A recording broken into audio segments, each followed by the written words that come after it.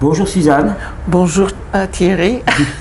merci beaucoup d'avoir accepté cette invitation. Alors, je précise pour la vidéo, je suis en train de faire toute une série de vidéos sur les enfants, donc de la conception à l'éducation en passant par l'alimentation. Et il se trouve qu'il y a quelques semaines, dans ma famille, il y a eu un véritable raz-de-marée à la lecture du livre qui s'appelle Biological Nurturing. Je le montre à la caméra. Je le montrerai avec précision tout à l'heure, dont tu es l'auteur. Ça s'appelle Nouvelle perspective sur l'allaitement maternel. Oui, Est-ce que tu pourrais nous dire, Suzanne, comment tu en es arrivée là? Ta formation, déjà, tu es sage-femme, c'est ça? oui, oui, j'ai fait la formation de sage-femme et j'ai surtout allaité mes bébés. Oui. Et puis avec beaucoup de joie, c'était dans les années 70 où on n'allaitait pas souvent. Et donc les femmes pensaient toujours qu'elles n'avaient pas assez de lait et que ça faisait mal.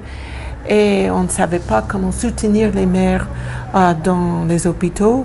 Donc souvent, on avait un sevrage précoce, même 2 jours après la naissance. D'accord. Donc j'ai beaucoup appris. J'ai été une des mères fondatrices à la Laity League en France. Oui. Et donc on allaitait avec beaucoup de joie. Et c'était une façon de faire qui n'était ni imposée. C'était juste notre façon de faire. On partageait ce qu'on faisait.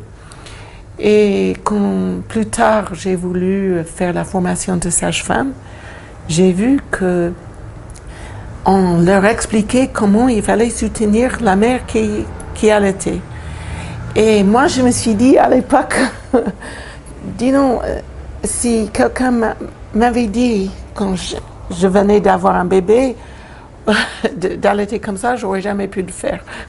Et ça te paraissait complètement l'opposé de ce que tu avais ressenti. Oui, oui. Donc toute la joie de la relation était enlevée.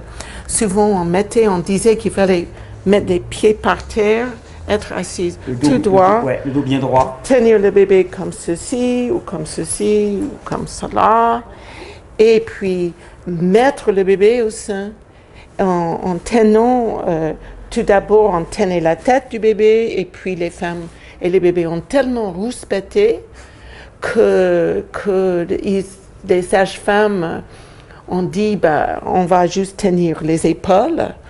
Mais souvent, quand on tient les épaules, ça va dans le cou et on garde le bébé au sein comme ça pour le mettre. Et puis, on a le droit de changer des mains comme ça. Et ça, c'est, n'est-ce pas, la position Madone. Et donc, moi, je trouvais ça trop difficile de le faire. Et puis, quand j'aidais les mères, j'ai essayé de mettre en pratique ce qu'on m'a appris quand j'étais... La technique officielle. Oui, la technique officielle. Je me suis rendu compte que beaucoup de mères avaient mal au mamelon. Et souvent, elles me disaient, mais l'autre sage-femme m'a montré cette position. Elle m'a dit que le bébé était attaché correctement. Et nous, on n'a jamais parlé d'un attachement correct. Si ça se passait bien, peu importe l'attachement. Oui, c'était très intuitif finalement. Oui, oui. Donc, oui, d'accord, si on avait des problèmes, on pouvait revenir à un éventail de façons d'en faire face, suivant tout ce que les mères disaient qui marchait. Donc, si vous voulez, je trouvais que... Enfin, j'ai soutenu pas mal de mères. J'avais énormément de succès dans mes pratiques, mais je ne savais pas pourquoi. Je ne savais pas exactement ce que je faisais était différente. Je ne disais pas aux mères de se mettre tout droit, mais après cela, je ne savais pas. Je ne faisais pas attention à la position de la mère et les bébés étaient souvent plutôt comme ça. Mais vous voyez, il n'y a pas beaucoup de place quand on met un bébé comme ça. Mais ils étaient déjà plus verticaux. Oui. Spontanément, ils venaient comme ça. Oui, spontanément. Donc, j'ai fait des études j'aime beaucoup faire la recherche. J'ai toujours beaucoup de questions. Je suis très curieuse de savoir pourquoi les choses marchent ou ne marchent pas. Et donc,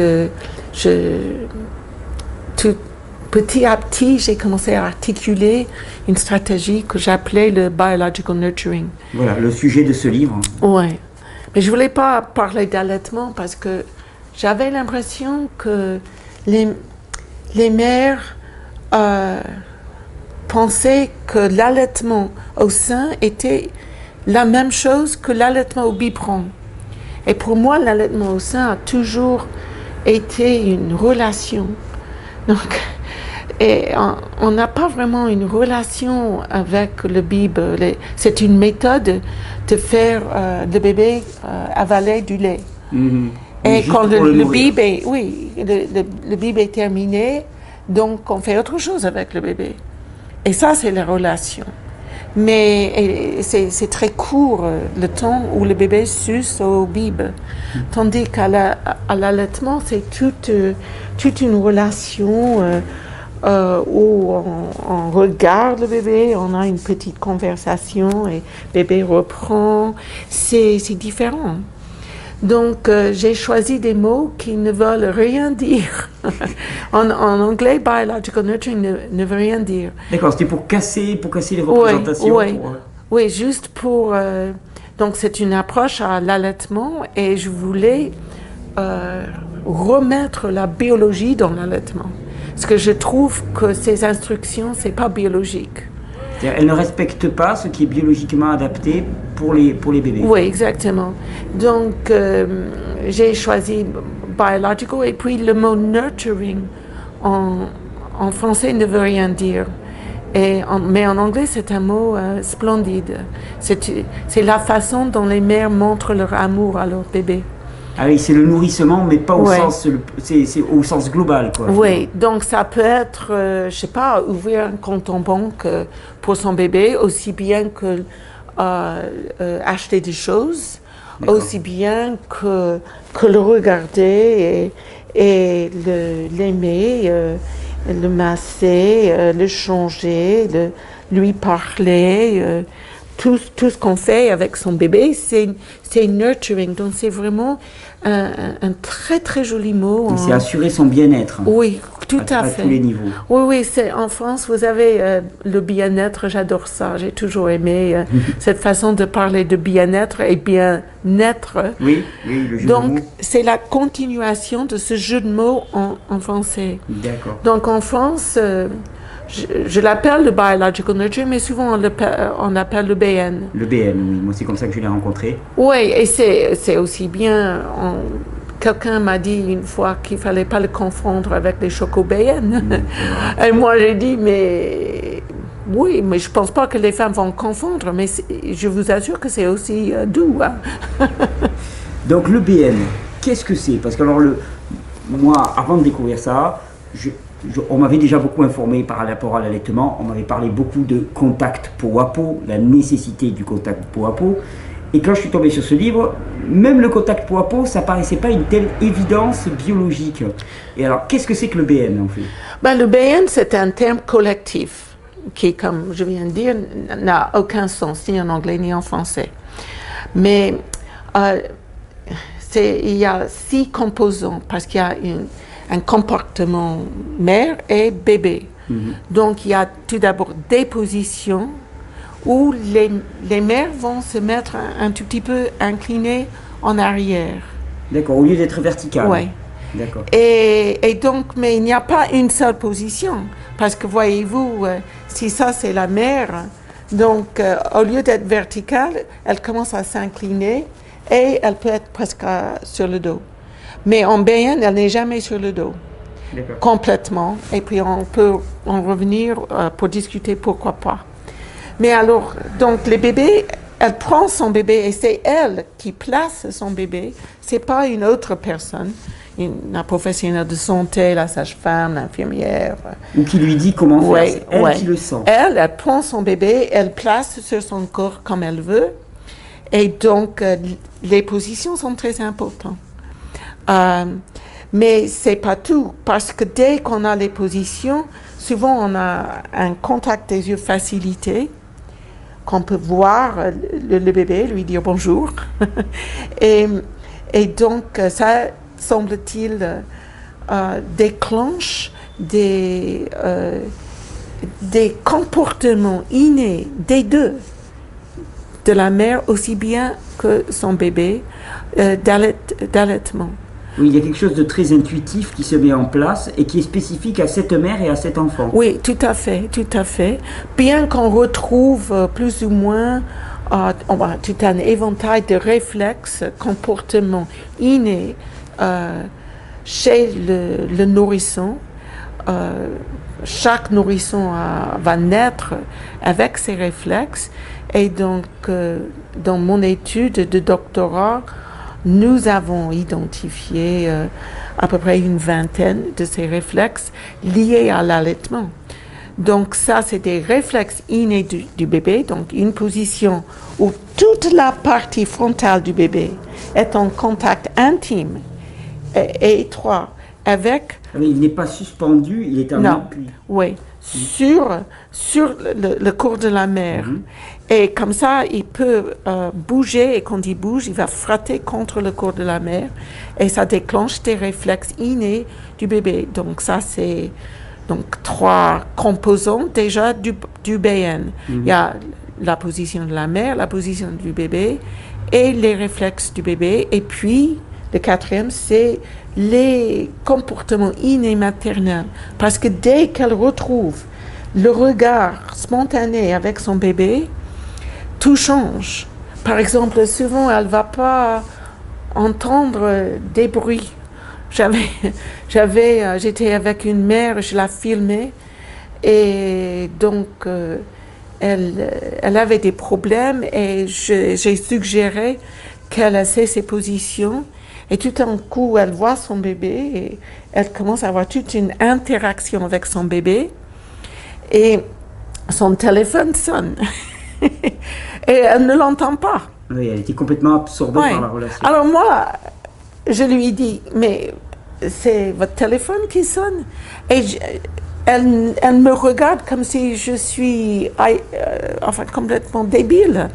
Parce que, et puis, elle ne me regarde que pour 2 secondes, et puis tout d'un coup, elle est tellement absorbée par son bébé. Et donc, elle fait tout un tas de mouvements. Des fois, elle va jouer avec les pieds, elle regarde, elle aide, elle a toute une conversation avec son bébé. Donc, tout ça, c'est les comportements innés de la mère. Et ces comportements innés des deux sont réciproques.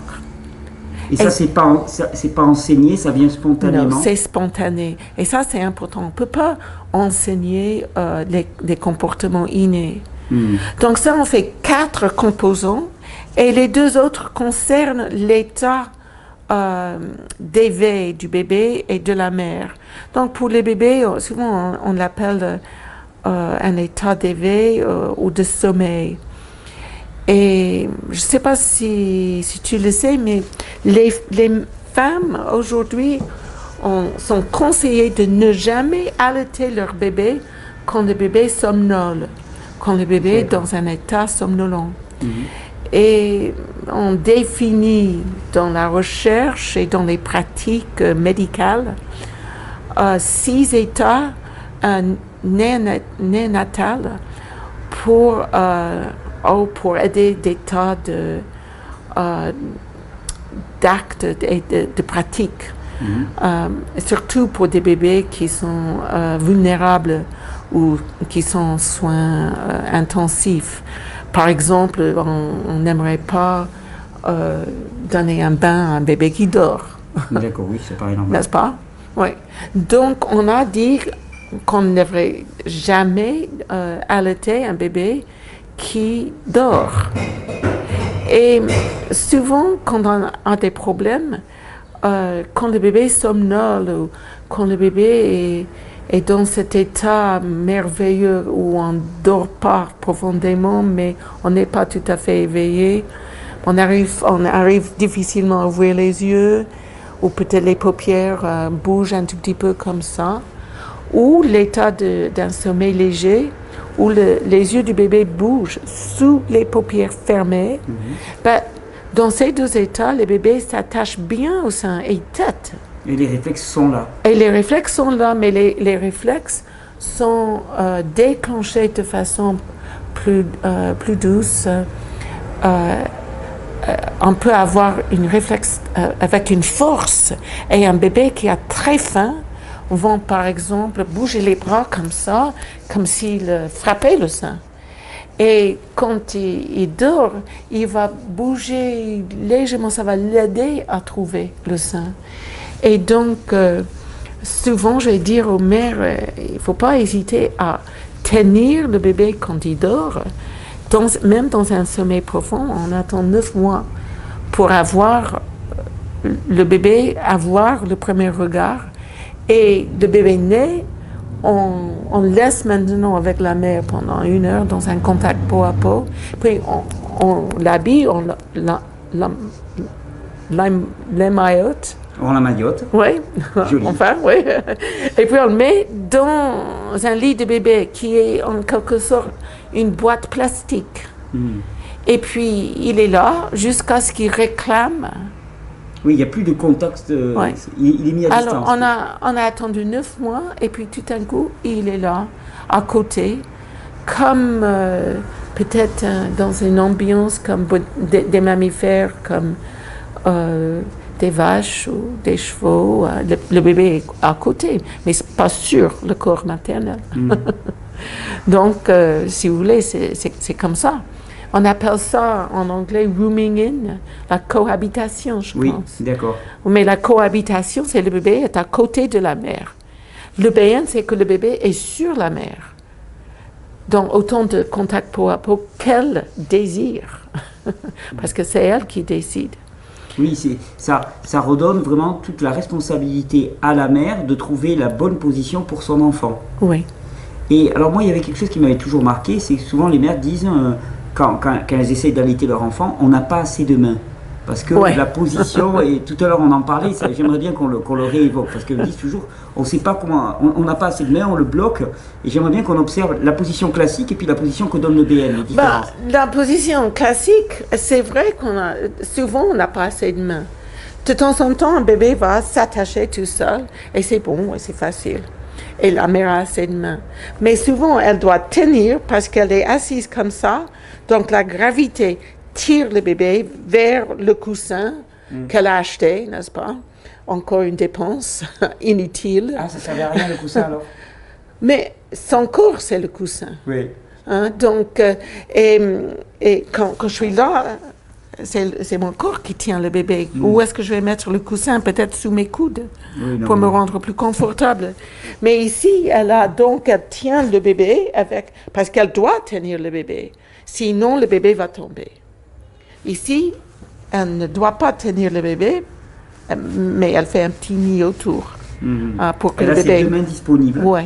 Et elle fait tout ce qu'elle sent. Finalement. Oui. Donc, ici, elle tient le bébé et puis elle donne le sein et souvent, elle tient le sein pour mettre les deux ensemble.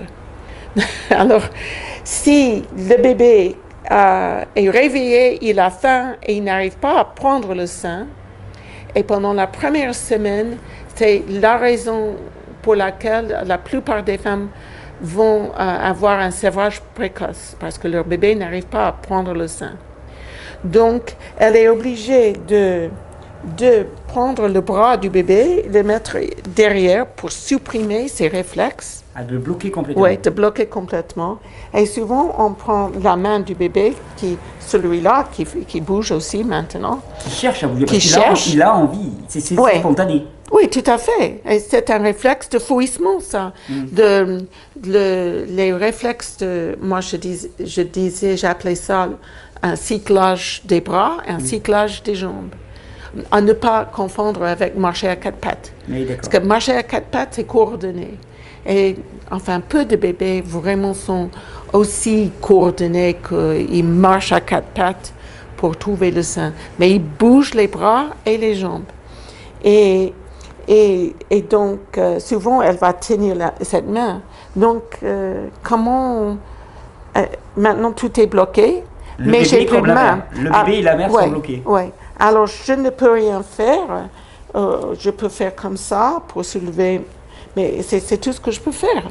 Donc, souvent, les mères vont dire, mais j'ai pas assez de main. Et les pères, les amis vont aider. Donc, c'est le papa qui va tenir. D'accord, on s'y met à deux pour arriver à allaiter. Je le montre dans mon DVD. Qu'un papa qui tient, qui fait tout, et puis elle essaie d'aider le bébé à attraper le sein. Parce qu'on lui montre comment attacher son bébé au sein. C'est la mère qui attache le bébé. Tandis qu'en BN, c'est le bébé, souvent, pas toujours, c'est le bébé qui va trouver spontanément le sein. Et si le bébé ne le fait pas, voyez, je peux même tenir un tout petit peu ici, mais j'ai mes mains libres. Et donc, je peux, si j'ai mal au sein, donc c'est à moi de faire quelque chose. Je peux aider le bébé à changer de position parce qu'il y a 360 positions. Oui. Souvent, on n'utilise pas ça. Oui, non. Mais cette position-là, il marche bien après la césarienne. D'accord. Hein? Et c'est juste une position des premières heures. Mais les mères aiment bien, souvent elles sont assises comme ça, et le bébé il est comme ça. Mais pour ça, il faut qu'elle soit allongée, effectivement, sinon le bébé se retrouve avec la tête en bas. Exactement, mais le bébé a la tête en bas. Ouais, oui. Mais c'est aussi bien, le bébé est merveilleusement bien comme ça. Mais c'est pas très agréable d'allaiter comme ça. Mais si j'ai peur que le bébé va me toucher la cicatrice, il n'y a pas de raison de ne pas le faire. Donc ça nous amène, cette idée de ne pas avoir assez de mains, nous amène au dernier composant du BN, c'est l'état de la mère. Parce qu'il y a un état hormonal qu'on peut définir juste à l'avoir. Et enfin, ça, je l'appelle une évaluation de la complexion hormonale parce que c'est écrit dans sa figure. On voit sur sa figure qu'au niveau hormonal, c'est plein. Et c'est lié à une forte expression et pulsatilité d'ocytocine. Donc, si on lit toute la littérature sur les études de l'ocytocine, on comprend que l'ocytocine, c'est l'hormone de contraction-éjection, et ça c'est dans des effets mécaniques, mais c'est aussi lié au comportement. Donc l'ocytocine, si tu tombes amoureux de quelqu'un et tu sors et tu te cognes dans un truc de téléphone dans la rue, c'est l'ocytocine. Tu perds toute notion de l'environnement. Oui, en plane. Et ça, on le retrouve chez la mère qui pratique le BN. Oui, et c'est bizarre, mais c'est très intéressant de regarder quelques recherches. Par exemple, si les mères sont séparées de leur bébé pour un problème médical, disons que le bébé est en soins intensifs, on va lui demander de tirer son lait pour son bébé. Et pour l'aider à le faire et pour stimuler l'ocytocine, qui est l'hormone qui éjecte le lait, on va lui donner une photo de son bébé. Donc, cette idée d'établir un contact des yeux est important parce que dès qu'on voit son bébé, tout d'un coup, les bébés sont faits pour regarder et admirer. Et les bébés font des petits gestes adorables qui attirent la mère et d'autres femmes et d'autres hommes, parce qu'on aime nos bébés, parce qu'ils sont tellement mignons. Oui, il y a quelque chose de spontané, d'intuitif. Exactement. Et donc, on le regarde et ça, si vous voulez, c'est le rationnel pour commencer à évaluer l'état hormonal de la mère. Donc, elle ne dort pas, mais c'est quand même un état de comportement et un état d'éveil. Parce que les mères deviennent, elles n'entendent pas de la même façon, elles n'arrivent pas à se souvenir de... D'accord. Et ça n'existe pas avec l'allaitement classique? Non, parce qu'elles luttent. Ouais. Elle lutte contre la gravité, elle lutte contre les réflexes du bébé qui sont déclenchés contre la gravité. Donc, elle est toujours en train de lutter. Et son confort à elle n'est pas la priorité. Tandis qu'en BN, son confort prime. Et dès qu'elle est... C'est difficile d'avoir une grande pulsatilité d'ocytocine si on n'est pas confortable. Oui, si on est en contraction, il n'y a rien qui se passe. Oui. D'accord. Non, mais c'est pas si on est en contraction, parce que l'oxytocine va déclencher et maintenir des bonnes contractions pendant l'accouchement. Mais il y a des douleurs aussi pendant... Mais ça, c'est un autre sujet, si vous voulez. Je parle des contractions au niveau corps, le corps contracté. Oui. Mais oui, parce que cette façon, on peut rester. Et moi, je me souviens de l'avoir fait. J'avais un de mes bébés qui ne prenait pas le sein aussi facilement que les deux autres. Et donc, j'ai essayé ces positions. Et souvent, le bébé attrapait le sein et finalement, je suis arrivée à l'avoir et je suis restée comme ça pendant 45 minutes. Mais alors, les femmes ont tellement mal au cou, elles au dos. Elles ne sont pas relaxées dans l'expérience, il n'y a rien qui se passe. Alors là, et puis si le bébé ne s'attache pas, on se décourage des fois vite et on peut même devenir fâché contre son bébé. Et c'est dommage parce que c'est difficile d'être fâché contre son bébé qui est ici et on a ce regard. Même quand le bébé dort, il fait des gestes. Et puis c'est réciproque et c'est spontané. Donc tout ça, c'est 6 composants qui interagissent ensemble. Donc, les 6 composants ne sont pas toujours obligés d'être présents.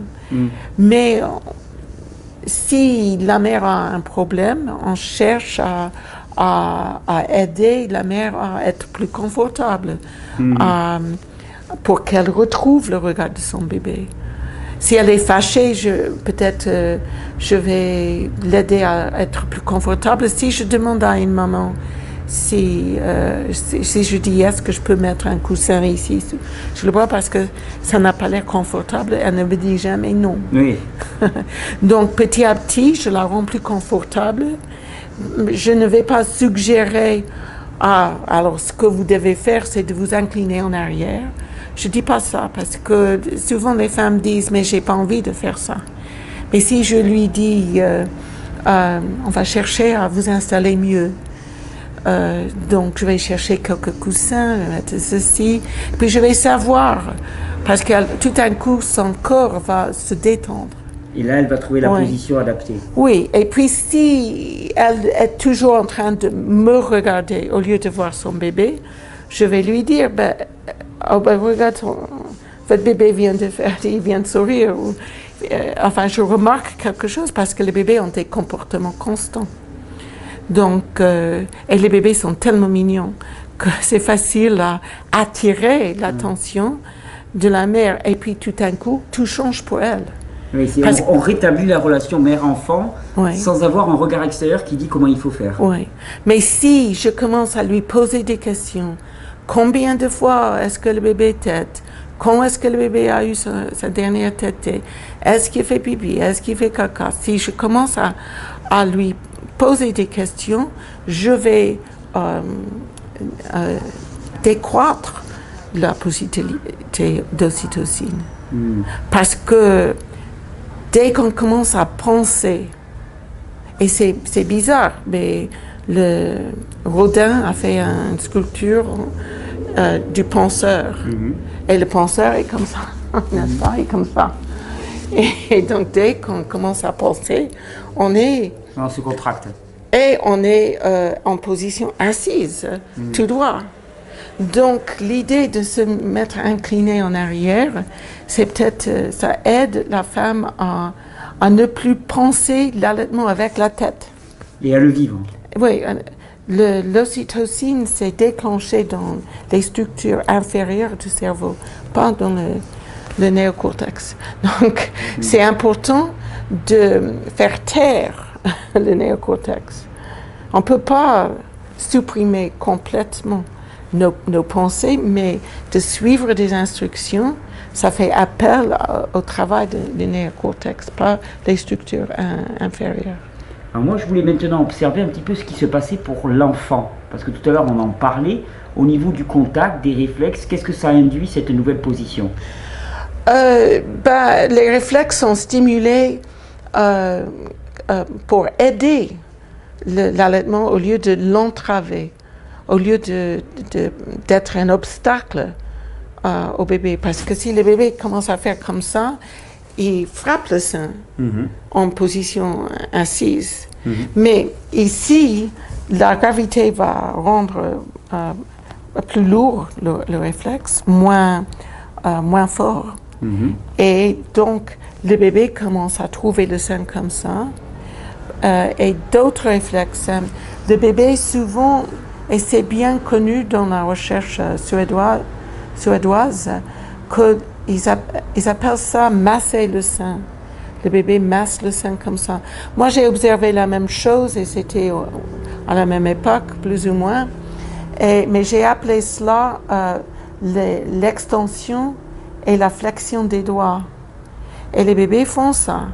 Alors, ça, il paraît, est lié à l'expression précoce d'ocytocine et que tous les mammifères ont une stratégie pour déclencher un flot et la possibilité d'ocytocine. Et donc, le bébé va faire ça sur le sein, dans les positions BN. Mais souvent, quand le bébé est dans les positions classiques, il fait ça sur ses joues, à lui. D'accord. Parce que, voyez, c'est pas... Je mets mon bébé au sein, il peut toucher mon sein, mais souvent, il plie les bras et il va le faire sur lui-même. D'accord. Et ce bébé est en train de le faire. Je l'allaite et il masse ses joues. Mais ça n'a pas le même effet. C'est la mère qui doit masser. C'est le sein de la mère qui doit masser. Oui, c'est lié à une stratégie biologique pour déclencher l'ocytocine chez la mère. D'accord. Et au niveau des pieds aussi, il se passe quelque chose de très intéressant. Quand on tient le bébé comme ça, voyez, les pieds de mon bébé sont à l'air. Donc, ils battent l'air. Mais quand je le tiens comme ceci, le bébé, donc, souvent les mères vont spontanément aider le bébé à avoir les pieds soutenus. Ou bien elles vont mettre un peu de couverture contre la plante des pieds et puis le dessous du pied. Du pied peut, n'est-ce pas, toucher le corps maternel et le bébé va faire de l'enjambement et va trouver le sein. Mon bébé, il est très grand, donc j'aurais du mal à vous montrer.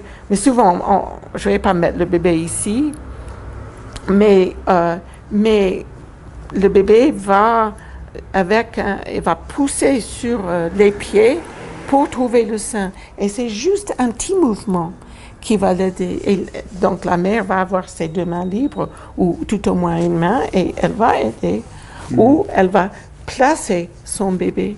Et ça, il semble être un instinct chez n'importe quelle personne qui fait du biological nurturing, du bébé. Oui, il y a des constances que tu retrouves dans tous les hommes, les femmes, les grands-parents, tout le monde qui est en position BN pour démarrer va placer son bébé sur son corps comme ça. Donc c'est instinctif.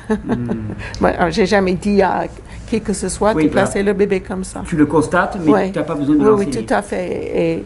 Et fois après fois de ces bandes vidéo que j'ai prises. Donc ça c'est intéressant. Donc, en position BN, les réflexes sont libérés comme stimulant l'allaitement. En position classique, souvent, elles sont libérées comme barrière à l'attachement. D'accord. Pas toujours. Bien sûr, on peut utiliser ces positions tout droit pour allaiter. Mais même nous sommes dans un café et même si mon bébé voulait allaiter, je pourrais très bien juste... Oui, voilà, s'incliner un petit peu et... Oui. Et personne peut-être ne sait que je l'allaite parce que je le tiens comme ça. Alors qui sait que bébé est au sein? La façon la plus facile à savoir si c'est du BN, c'est si mon dos touche le dos de la chaise, c'est BN. D'accord. Mais sinon, si je suis verticale, mon dos ne touche jamais. Et oui, dès qu'on touche le dos de la chaise, on est relaxé quelque part. On est en position déjà beaucoup plus relaxée, tout se détend. Oui, tout à fait. Mais pour toucher, vous voyez, c'est très peu de différence. Ça, c'est BN et ça, ce ne l'est pas. D'accord. Donc, et ça nous amène à discuter. Alors, maintenant, si mon bébé et la mère, souvent, et surtout après l'accouchement, on va dire qu'on place la mère comme ça sur le dos. Puis on met le bébé sur elle. Et puis le bébé, elle ne doit pas toucher le bébé parce que tout le monde sait que les mères n'ont pas des instincts d'allaitement. Mais tous les bébés naissent avec des comportements innés pour trouver le sein. Donc ça, c'est toujours l'argument, le rationnel pour dire aux mères de ne pas toucher le bébé, de laisser faire le bébé. Et donc, moi, je pense que c'est une position néfaste pour plusieurs raisons, mais tout d'abord, la mère ne peut pas voir son bébé. Oui, ça lui oblige à faire comme ça. Oui, et c'est pas confortable. Donc, puis ils disent que le bébé doit être en peau à peau, mais ce bébé légèrement habillé peut avoir un petit contact peau à peau des cuisses ou des avant-bras, et surtout un contact peau à peau du visage sur le sein. Oui, parce que ça, j'aimerais bien qu'on y vienne. Ce fameux contact peau à peau du visage sur le sein, il n'a pas lieu quand le bébé est suspendu ou quand il est tenu. Il est juste par la bouche. C'est-à-dire, oui, mais il peut, si je tiens le bébé très fort, il a un contact. Mais je suis vraiment obligée de pousser presque sur la tête pour que toute la partie trigéminale, je ne sais pas si vous le dites en français comme ça, mais c'est cette partie-là qui va sous les yeux jusqu'au menton du bébé. Et cette partie est très, très importante. Et moi, je pense que, d'après mes observations, que c'est cette partie-là qui doit être en contact peau à peau avec le sein. Parce que nos bébés ont de la graisse sur le visage. Oui. Nous sommes les seuls, je pense, même des primates, d'avoir beaucoup de graisse sur le visage comme ça. Et nous sommes, je crois que quelques singes ont peut-être de la graisse autour du mamelon, mais la plupart des mammifères, c'est juste le mamelon et puis la peau. Mais il n'y a pas une forme, la graisse qui entoure le mamelon. Donc, en tant que chercheur, je suis toujours en train de comprendre la fonction. Oui. Pourquoi c'est comme ça? Oui. Ça correspond à quoi et ça a quel sens? Oui. Bon, tout d'abord, la graisse, ça donne... c'est joli, ça rend... Bon, c'est attirant. Ça donne du volume. Oui, exactement. Mais le visage, la figure du bébé doit se placer et se trouver graisse contre graisse, si on veut, visage. Et ça, ce contact peau à peau, pour moi, est très important. Et c'est un trait de caractère, une caractéristique, si vous voulez, qu'on trouve chez beaucoup de mammifères. Et surtout les mammifères qui têtent sur le ventre. Parce que surtout, ma recherche a démontré que nous sommes, bien que nous marchons sur 2 pieds en tant qu'adultes, nous naissons comme des animaux à 4 pattes. D'accord. Et nous progressons jusqu'à marcher à 4 pattes vers 9 mois. Et donc, ça m'amène à supposer que la position idéale pour le nourrisson humain, c'est abdominal pour téter, pas dorsal. Ça, c'est une position dorsale, oui, où j'appuie toujours sur le dos. Comme ça, un semi-4 pattes qui est en train de s'installer. Oui, donc ça, c'est intéressant, si vous voulez. Et je suis aussi amenée à dire que le peau à peau, le contact peau à peau n'est pas nécessaire. Oui, ça a été, parce que moi, on m'a toujours dit, c'est l'absolue nécessité. Ben, il y a pas mal de gens, de chercheurs même, qui vont dire qu'il y a une relation cause et effet entre le contact peau à peau et la durée de l'allaitement. C'est-à-dire, plus il y a de contact peau à peau, plus longtemps les femmes vont allaiter. Donc, moi, souvent, je constate que les mères, pour une raison ou une autre, ne veulent pas se déshabiller. Elles ne veulent pas déshabiller leur bébé. Et pourtant, les résultats de durée d'allaitement pour le BN sont aussi élevés et même plus élevés que le contact peau à peau. Donc, il nous faut plus de recherche. Je ne peux pas aujourd'hui dire que le peau à peau n'est pas aussi important que la position ventrale. Il faudrait vraiment une recherche sérieuse pour examiner cela. Ça fait pas tout. Oui, mais ils n'ont jamais, tous ces chercheurs ont toujours comparé le contact peau à peau, où la mère est souvent placée sur le dos et le bébé comme ça. Si vous voulez, c'est une position du BN. Sauf que la mère, je ne voulais pas l'appeler du vrai BN parce qu'un composant manque. La mère ne peut pas voir son bébé. Oui. Ouais. Donc, pour mon doctorat, je l'ai appelé une position partielle BN pour la mère, mais une position complète pour le bébé. Mais, donc, si la mère est semi-inclinée et le bébé est sur le ventre, je pense que c'est beaucoup plus le contact ventre contre ventre et toute cette partie frontale contre cette partie de face, si vous voulez, contre le corps de la mère et le contact spécifique peau à peau de la figure du bébé contre le sein nu de la mère. Donc, nous avons besoin de plus de recherche parce que on n'a jamais comparé le BN et le contact peau à peau. C'était toujours le contact peau à peau et sans faire attention à la position de la mère et le contact avec le bébé emmailloté dans un lit de bébé dans le rooming-in ou la cohabitation. Oui, donc là, il faudrait faire du comparatif entre BN peau à peau et BN avec une petite couche de vêtements et voir s'il y a une différence. Exactement, ce serait très, très intéressant, mais pas tellement correct sur le plan politique, si vous voulez.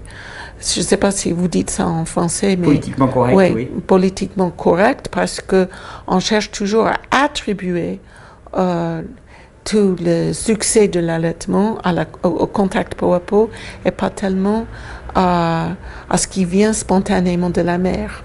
Oui, c'est ça moi qui m'a beaucoup plu dans le BN, c'est redonner aux mères toute leur responsabilité et le caractère intuitif, c'est-à-dire que c'est pas compliqué, ça vient spontanément finalement chez la mère et c'est dans la relation mère-enfant. Oui, parce que même dans le contact peau à peau, c'est la professionnelle de santé qui gère.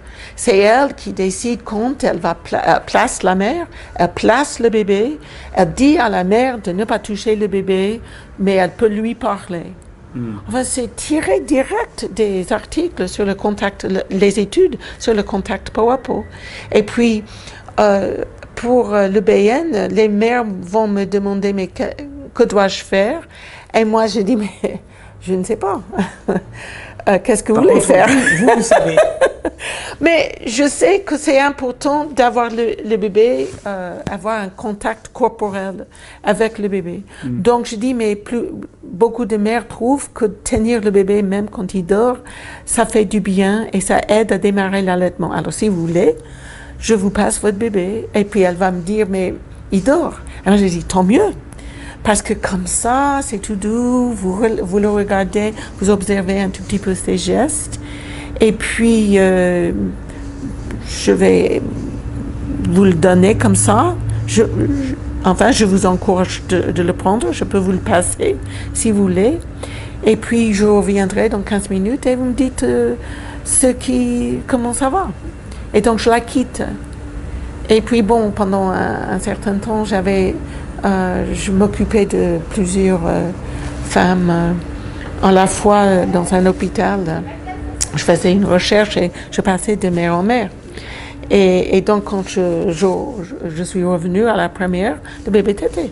Donc, en fait, pour la sage-femme, il s'agit plus de donner le cadre correct et non pas la méthode. Oui, ça, c'est tellement important ce que tu viens de dire.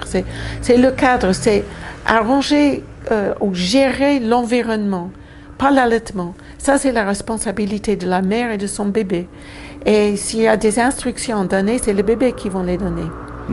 Et ils vont les donner en parlant avec des gestes et les yeux et la conversation adorable du bébé et la mère.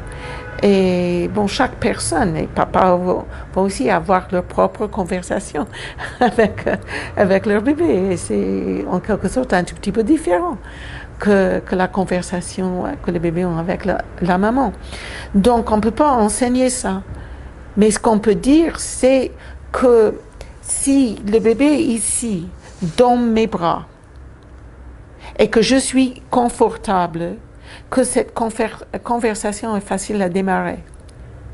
Mais si le bébé est dans le lit de bébé, parce qu'il n'a pas demandé d'allaiter, et la plupart des bébés, Thierry, vont passer une bonne partie de la première journée dans le lit du bébé, pas sur la mère. Et c'est difficile à démarrer une relation comme ça. Oui, il est déjà trop à distance. Bon, on ne le voit pas.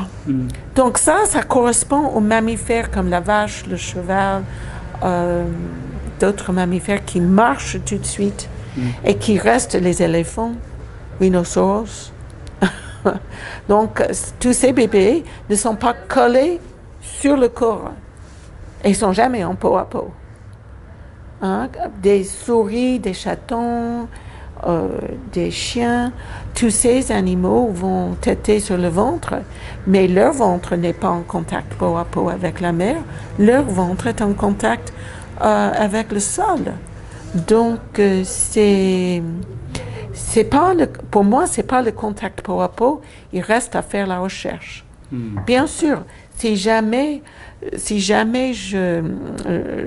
la recherche, les résultats démontraient clairement que le contact peau à peau donnait un meilleur résultat, je reviendrai sur mes théories. Oui, surtout que tu me disais que finalement, bon, ça n'interdit pas le peau à peau, mais ça permet aussi de ne pas dire que ça fait tout.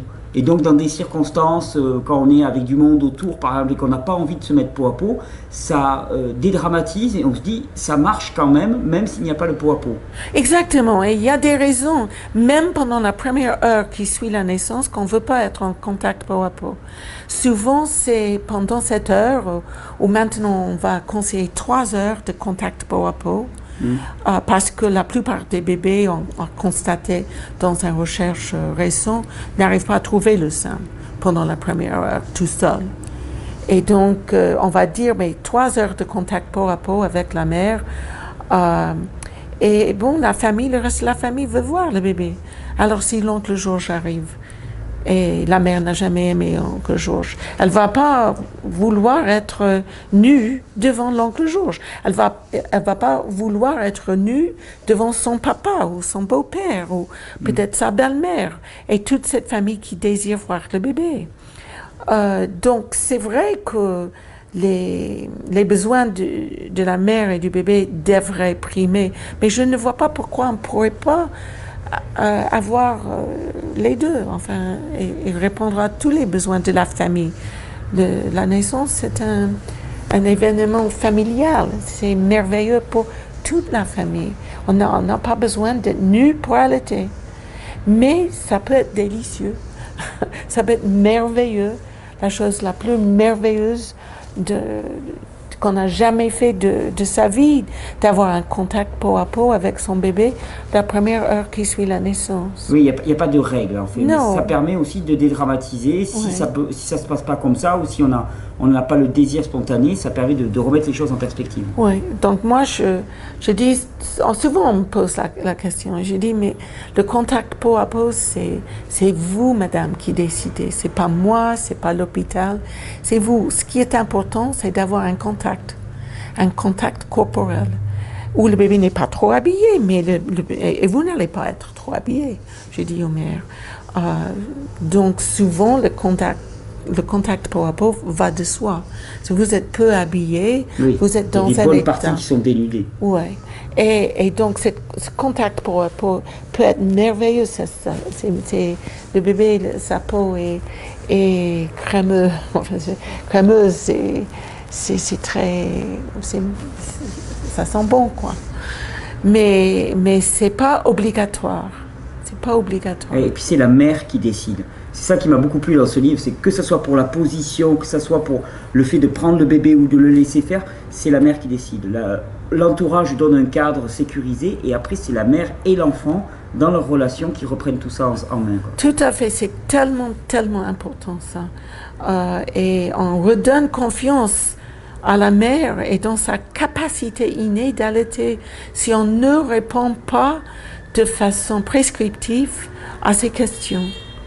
Si je ne lui montre pas, moi je peux montrer à toutes les femmes comment allaiter, mais je me suis rendu compte que ça mène à rien parce que je prends tout le contrôle.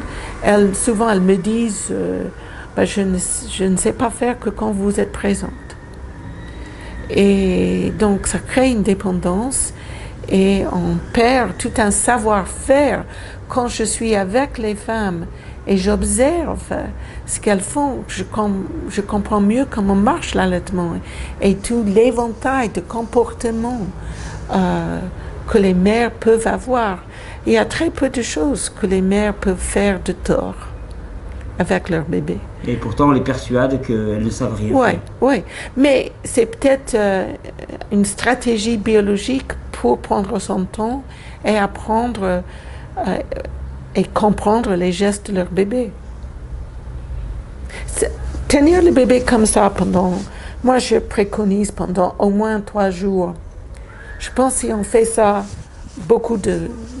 pendant des heures et des heures après l'accouchement, au lieu d'avoir le bébé dans le lit de bébé, on regarde la télévision ou on parle avec les gens qui visitent,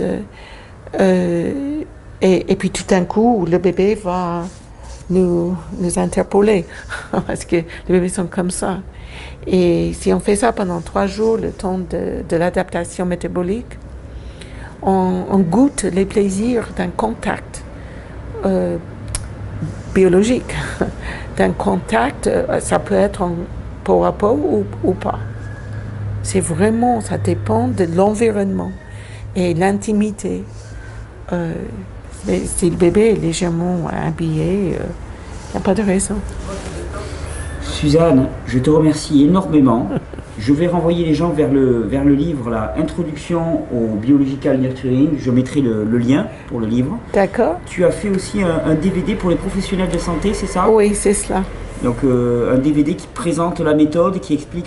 Il est pour les professionnels de santé, pourquoi? Parce qu'il va plus loin que le livre, c'est ça? Oui, il montre des vidéoclips que j'ai utilisés pour mes observations. Donc j'ai filmé 54 mères-bébés. D'accord. Et donc, je montre comment les réflexes sont entravés ou sont des barrières contre l'allaitement dans des positions classiques comparées aux positions BN. Merci Suzanne pour ce travail extraordinaire. Moi, ça m'a ouvert un champ de perspective. Puis on retombe toujours sur les mêmes choses. C'est à partir du moment où on laisse faire l'intuition et les réflexes normaux, on arrive à la meilleure des solutions. Oui, je suis d'accord. C'est ça qui est fantastique. Merci beaucoup Suzanne. Merci aussi Thierry.